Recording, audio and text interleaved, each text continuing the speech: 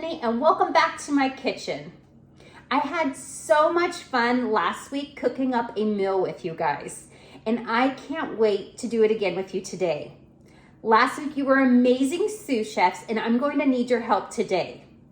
Do you guys remember what we talked about last week? We talked about the prophet named Elijah.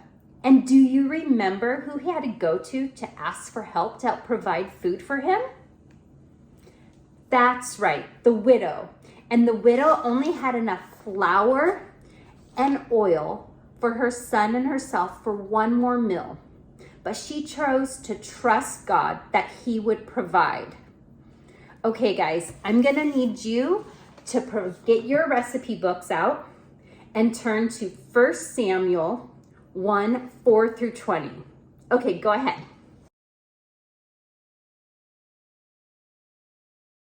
There are some amazing prophets in the Bible.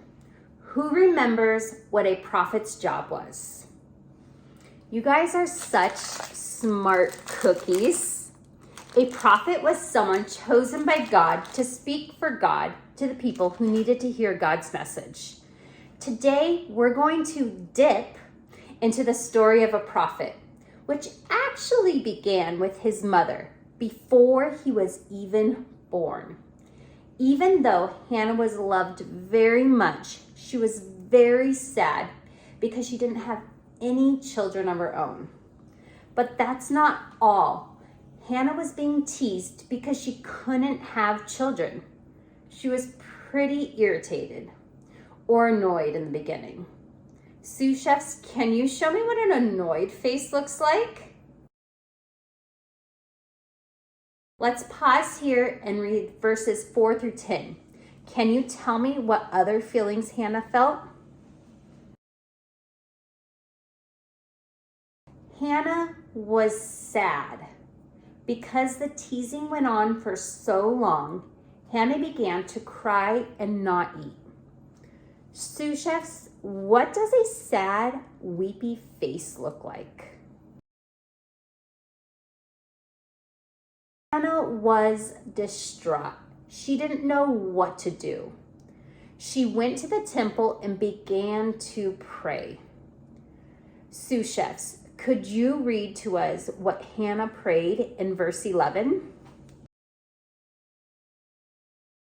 The priest thought Hannah was a little crazy or bananas because he couldn't hear what Hannah was praying.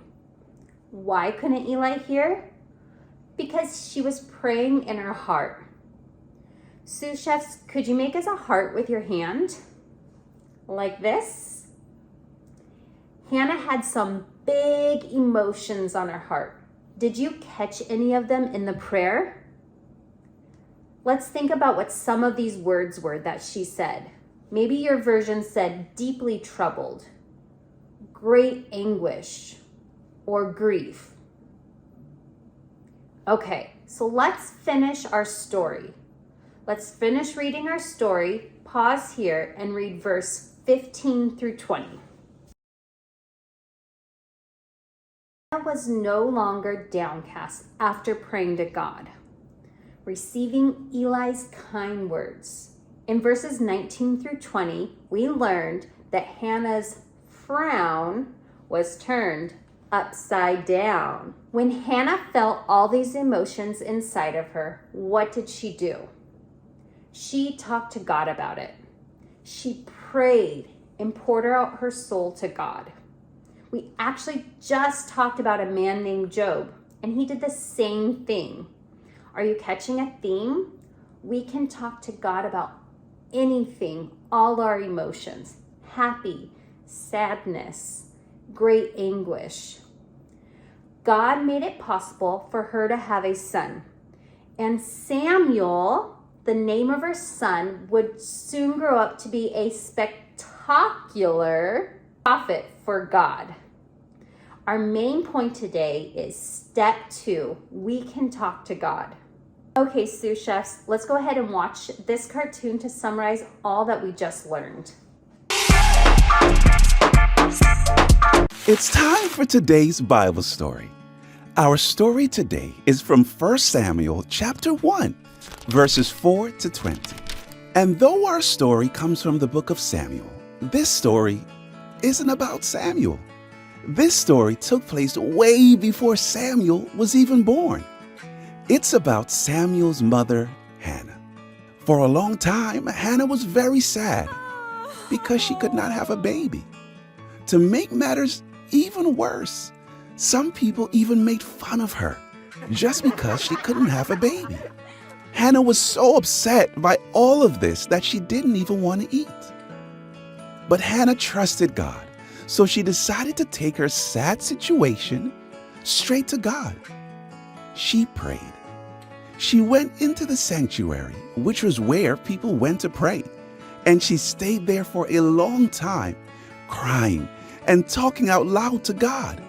Hannah prayed so hard for so long that Eli, who was in charge of the sanctuary, thought Hannah wasn't feeling well. But Hannah told him that she wasn't sick or anything like that. She was just really sad. Eli understood and told Hannah that God was listening. Hannah went away feeling great, and God heard her prayers. And by the end of the year, she had a son. She named him Samuel, which means, I asked God for him. Hannah's story reminds us that God wants to hear from us. So when we don't know what to do you know what we can do? Step 1, trust God. And then, step 2, talk to God.